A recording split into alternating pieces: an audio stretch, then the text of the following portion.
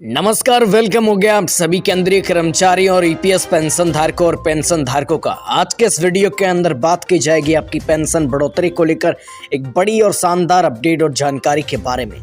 आज हम बात करने वाले हैं सुप्रीम कोर्ट से पेंशन धारकों, केंद्रीय कर्मचारियों, सेवानिवृत्त कर्मचारियों, आप सभी के लिए बहुत बड़ी अपडेट आपके बीच में साझा कर रहा हूं। तो ऐसे में आज के इस वीडियो को पूरा देखना, कंप्लीटली लास्ट तक वॉच करना, आपको संपूर्ण जानकारी मिलेगी जैसा कि आप सभी स्क्रीन पे देख सकते हैं। मैं आपको अच्छे से बताऊंगा कि किस माध्यम से आपकी पेंशन में बढ़ोतरी हो सकती है। अगर आप सेवानिवृत्त कर्मचारी हैं, साथ ही अगर आप केंद्रीय कर्मचारी हैं, साथ ही अगर आप पेंशन धारक हैं, तो सभी के लिए बहुत बड़ी जानकारियां हैं। मैं आप सभी के बीच एक एक करके शेयर करूंगा। तो आप सभी से गुजारिश है कि आज के इस वीडियो को पूरा देखना, साथ ही इस वीडियो को आपके जितने भी दोस्त हैं उनको शेयर करना ताकि वो भी जान पाए। साथ ही इस वीडियो को लाइक करके हमारे चैनल को सब्सक्राइब भी कर लेना ताकि आपको भविष्य में जो भी पेंशन से संबंधित जानकारी हो, कर्मचारियों से संबंधित जानकारी हो, वो आप तक सबसे पहले पहुंचे। आइए जानते हैं, अच्छे से आपको बताते हैं कि किस प्रकार से आप सभी की पेंशन में इजाफा हो सकता है। तो सबसे पहले बात कर लेते हैं सुप्रीम कोर्ट के बहुत बड़े निर्णय के बारे में, बहुत बड़े हितार्थ केस करने वाले के बारे में आज के इस वीडियो में आपको बताएंगे। साथ ही अगर आप सेवानिवृत्त कर्मचारी हो, केंद्रीय कर्मचारी हो, ईपीएस पेंशन धारक हो या कोई भी पेंशन धारक हो, तो आप सभी से गुजारिश है कि आज के इस वीडियो को पूरा देखना। आपको एकदम क्लियर जानकारी मिलेगी आज के इस वीडियो में कि आपकी पेंशन में किस प्रकार से इजाफा हो सकता है। संपूर्ण जानकारी दी जाएगी। आप सभी से गुजारिश है, हाथ जोड़ के विनती है कि आज के इस वीडियो को कंप्लीटली पूरा वॉच करना, पूरा देखना। अब चलिए जानते हैं अच्छे से, एक एक करके मैं आपको सब कुछ बताने वाला हूँ। देखिए, सुप्रीम कोर्ट पेंशनर्स के हितार्थ केस करने वाले जो बताए हैं उनके अंदर क्या क्या कहा गया है वो मैं आपको बता रहा हूं। सबसे पहले तो देखिए, उन्होंने कहा कि क्या उन्होंने ईपीएफओ के 1/9/2014 के जायज़ ठहराने के लिए केस लड़ा, और लड़ा तो इस केस को जो है कैसे संदर्भित हो गया, ठीक है। और साथ ही इन्होंने ये भी पूछा कि क्या 1 सितंबर 2014 को जो सेवा में थे, ठीक है, 58 साल से कम उम्र की आयु में सेवा करते थे, उन्होंने आप जो है आर्थिक सपोर्ट किया जाए या केस में आर्थिक सहयोग 31/10/2014 से पहले रिटायर हुए उन पेंशनर्स ने किया, ठीक है।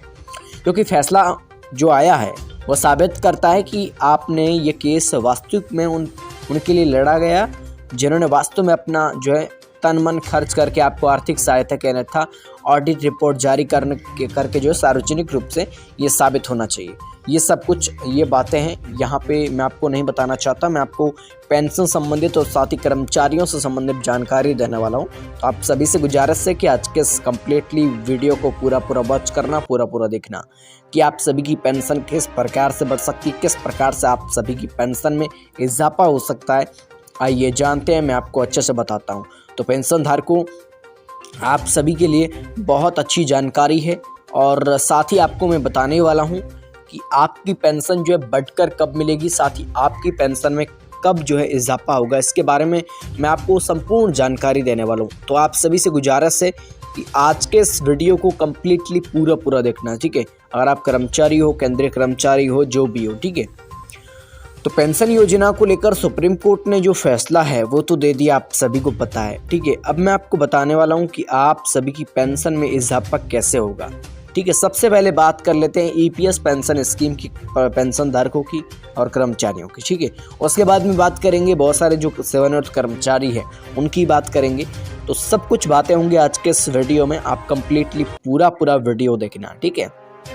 पेंशन धारकों, पेंशन योजना को लेकर सुप्रीम कोर्ट का बड़ा फैसला था। 15,000 रुपये की वेतन सीमा को रद्द कर दिया था, ये आप सभी को पता है। और इसके बाद में आप सभी को बता दें कि सुप्रीम कोर्ट ने शुक्रवार को साल 2014 की कर्मचारी पेंशन योजना को लेकर बड़ा ऐलान किया था, बड़ा फैसला किया था। सुप्रीम कोर्ट ने वर्ष 2014 की कर्मचारी पेंशन योजना को कानूनी और वैध करार दिया था। कई कर्मचारियों को राहत देते हुए सुप्रीम कोर्ट ने कहा कि जिन कर्मचारियों ने जो है कर्मचारी पेंशन योजना में शामिल होने के लिए विकल्प का प्रयोग अब तक नहीं किया है, उन्हें ऐसा करने के लिए 6 महीने का वेट करना पड़ेगा या 6 महीने के बाद मौका दिया जाना चाहिए। साथ ही पेंशनधारकों को आपको बताते चलें कि सुप्रीम कोर्ट ने पेंशन फंड में शामिल होने के लिए 15,000 रुपये मासिक वेतन सीमा को भी खत्म कर दिया। जी हाँ, आपको बता दें कि एक वेतन सीमा हुआ करती थी जिसके मुताबिक आप ईपीएस में कंट्रीब्यूशंस करते थे, वो थी 15,000 रुपये की वेतन सीमा, उसको जो है रद्द कर दिया है। और जो वर्ष 2014 के संशोधन में अधिकतम पेंशन योग्य वेतन यानी मूल वेतन और महंगाई भत्ता मिलाकर होता है, वो सीमा जो होती है वो 15,000 रुपये प्रति माह तय की गई थी।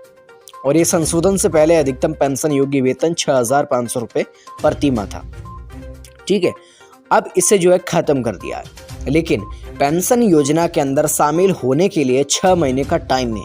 जी हाँ, अगर आप केंद्रीय कर्मचारी हैं, ईपीएस कर्मचारी हैं, तो आप सभी को बता दें कि प्रधान न्यायाधीश यू ललित और न्यायमूर्ति अनिरुद्ध बोस, न्यायमूर्ति सुधांशु धूलिया की पीठ ने कहा कि जिन कर्मचारियों ने पेंशन योजना में शामिल होने के लिए विकल्प का इस्तेमाल नहीं किया है, उन्हें 6 महीने के भीतर ऐसा करना होगा। पीठ ने यह भी कहा कि पात्र कर्मचारी जो अंतिम तारीख तक योजना में शामिल नहीं हो सके, उन्हें एक अंतिम मौका दिया जाना चाहिए, क्योंकि केरल, राजस्थान और दिल्ली के उच्च न्यायालयों द्वारा पारित फैसलों में इस मुद्दे पर स्पष्टता का अभाव था। ठीक है, और इस शर्त को भी करार दिया। जी हाँ दोस्तों, आपको बता दें कि एक शर्त थी, उसको भी अमान्य करार दिया। बेंच ने 2014 की योजना में इस शर्त को भी अमान्य करार दिया, जिसमें कर्मचारियों को 15,000 रुपये से अधिक के वेतन पर 1.16% का अतिरिक्त योगदान देना होगा। पीठ ने कहा कि सीमा से अधिक वेतन पर अतिरिक्त योगदान करने की शर्त स्वैच्छिक होगी, लेकिन इसमें यह भी जोड़ा गया कि निर्णय के इस हिस्से को 6 महीने के लिए निलंबित रखा जाएगा, ताकि अधिकारियों को धन जनरेट करने में सक्षम बनाया जा सके। ठीक है, और साथ ही मैं आपको बताने वाला हूँ कि पूरा मामला क्या है, पूरा मैटर क्या है, इसके बारे में हम आपको अच्छे से बताते हैं। आपको बताते चलें कि विवाद मुख्य रूप से ईपीएस 95 के अनुच्छेद 11 में किए गए विवादास्पद संशोधनों में से संबंधित है। संशोधन पेश किए जाने से पहले प्रत्येक कर्मचारी जो 16 नवंबर 1995 से कर्मचारी भविष्य निधि योजना 1952 का सदस्य बना था, उसे ईपीएस का लाभ उठा सकता है।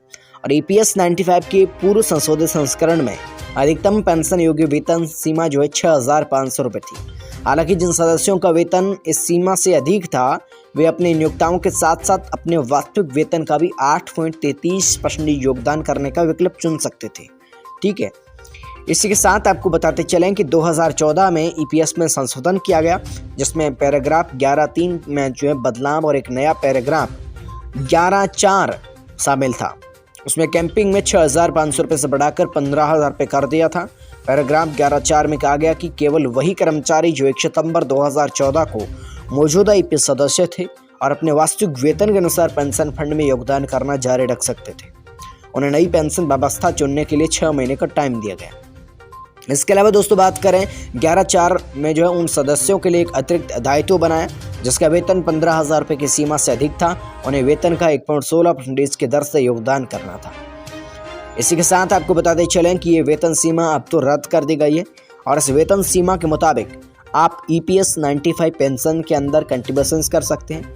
अगर आप ईपीएस कर्मचारी हैं तो आप इसके अंदर कंट्रीब्यूशंस करके आप इसके अंदर हिस्सा बन सकते हैं, इस पेंशन स्कीम के अंदर हिस्सा बन सकते हैं। लेकिन पेंशनदार को बात यहाँ पर आती है कि इस स्कीम के तहत आपकी पेंशन कैसे बढ़कर मिल सकती है। इसके बारे में एक बहुत अच्छा रूल, बहुत अच्छी जानकारी मैं आपके बीच शेयर कर रहा हूँ। देखिए, होता क्या है कि आप ईपीएस में कंट्रीब्यूशंस करते हैं, तो कंट्रीब्यूशंस करने के लिए पहला क्या होता था कि 15,000 रुपये की वेतन सीमा थी। उस वेतन सीमा को अब हाल ही में रद्द कर दिया है, यानी आपको बता दूं कि इस सुप्रीम कोर्ट के फैसले में रद्द कर दिया वेतन सीमा।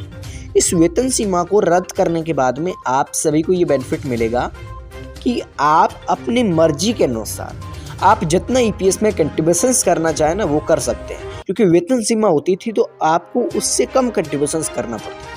कहने का मतलब यह है कि वेतन के मुताबिक आपको आने वाले समय के अंदर पेंशन मिलेगी। जितना आप ईपीएस में कंट्रीब्यूशंस करोगे उस हिसाब से आपको आने वाले समय के अंदर पेंशन स्कीम में इजाफा होगा। लेकिन बात यहाँ पर आती है कि अगर आप अब ईपीएस में कंट्रीब्यूशंस करोगे तो आपको बेनिफिट मिलेगा। लेकिन जब अब हाल ही में जो पेंशन धारक है, ईपीएस पेंशन धारक है, कुछ ऐसे पेंशन धारक है जो अभी सेवानिवृत्त हो चुके हैं और कर्मचारी भी नहीं है, अभी पेंशन धारक हैं और उन्होंने ईपीएस में कंट्रीब्यूशंस किया भी है, तो उन्हें इजाफा कैसे होगा, उन्हें बेनिफिट कैसे मिलेगा। तो इसके बारे में दोस्तों आपको बताया जाए तो आप सभी को बता दें कि अभी उनको बेनिफिट इस प्रकार से मिलेगा। उनको जो पहले 2014 की वेतन सीमा 15,000 रुपये थी, 6,500 रुपये तकरीबन, ठीक है। उसके बाद 2014 से आगे की बात करें तो 15,000 रुपये की वेतन सीमा थी। उसके मुताबिक उन्होंने कंट्रीब्यूशंस किया है तो उनके मुताबिक ही उन्हें पेंशन मिलेगी। पेंशन में ज़्यादा इजाफा इनका भी नहीं होगा। लेकिन बात यहाँ पर आती है कि उन्होंने इस प्रकार से कंट्रीब्यूशंस किया है तो उन्हें इस प्रकार से पेंशन क्यों नहीं दी जाती। किसी को 700 रुपये, किसी को 1000 रुपये, किसी को 15 रुपये, किसी को 200 रुपये, इस प्रकार से पेंशन मिलती है तो उन्हें बेनिफिट क्यों नहीं मिलता। तो पेंशनदार को ये बजट की कमी है। भविष्य निधि का कहना है कि भविष्य निधि घाटे में चल रही है। ठीक है, हालांकि आपको बता दें कि 2023 के बजट से पहले हमारे लिए कुछ बड़ा निर्णय आ सकता है। ऐसे में मैं आपको बताना चाहता हूं कि बहुत अच्छी जानकारियां भी हमारे साथ आने वाले समय के अंदर आ सकती है। तो पेंशनदार को मेरे चैनल को आप सब्सक्राइब करके रखिएगा। जो भी जानकारी होगी, अपडेट होगी, आप तक सबसे पहले शेयर की जाएगी। ईपीएस पेंशन धारकों संबंधित, सेवानिवृत्त कर्मचारियों पेंशन धारकों संबंधित जो भी जानकारी होगी आप तक सबसे पहले शेयर की जाएगी।